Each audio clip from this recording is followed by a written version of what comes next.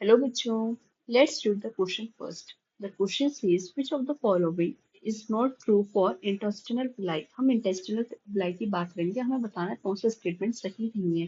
They possess macrovilli, they increase surface area, they are supplied with capillaries and the lacteal vessel, they only participate in digestion of fat। अब हमें बताना है कि इनमें से villi से रिलेटेड कौन सा स्टेटमेंट सही नहीं है।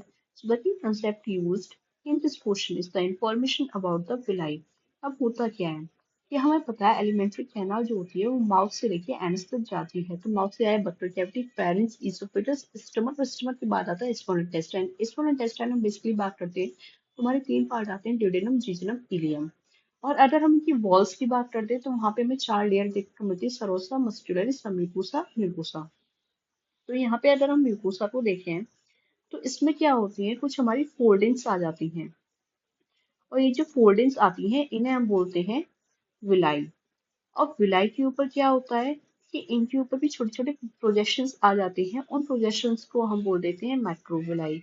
यानी कि जो म्यूकोसा लेयर है उसमें पोर्ट करके बना एक विलाई, और विलाई के ऊपर भी क्या आते हैं, मैक्रोविलाई आते हैं। अब ये जो मैक्रोविलाई होते हैं, ये बेसिकली इनका जो काम होता है वो होता है इंक्रीज करना सरफेस एरिया।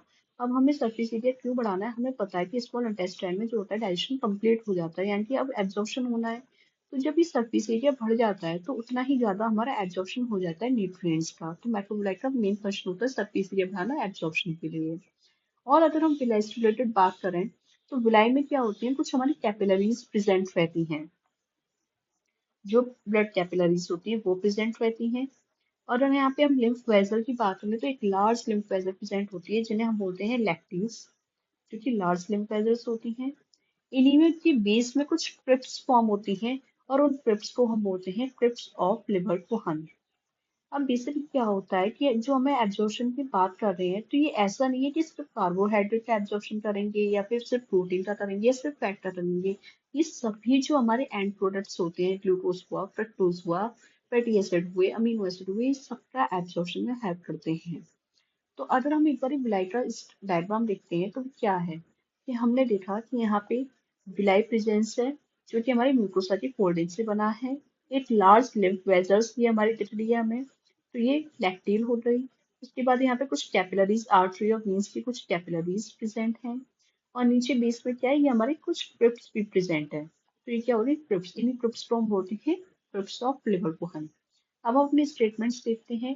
दे पजेस मैक्रोबिलाई, तो हाँ ये स्टेटमेंट तो एकदम सही है कि इनमें मैक्रोबिलाई प्रेजेंट है। They increase the surface area, surface area भी बढ़ा रहे हैं। They are supplied with capillaries and the lactic vessel, हाँ सप्लाई भी हो रहे हैं। They only participate in digestion of fat, तो ये चीज तो गलत होगी, सिर्फ डाइजेशन ऑफ फैट नहीं होता, यहाँ पे सभी एंजाइम होते हैं और सभी का डाइजेशन और एब्जॉर्प्शन हो रहा होता है। सो the incorrect statement, or we can say the right answer is they only participate in the digestion of fat. So the right answer of this question is option number D. I hope you all understood it well. Thank you so much.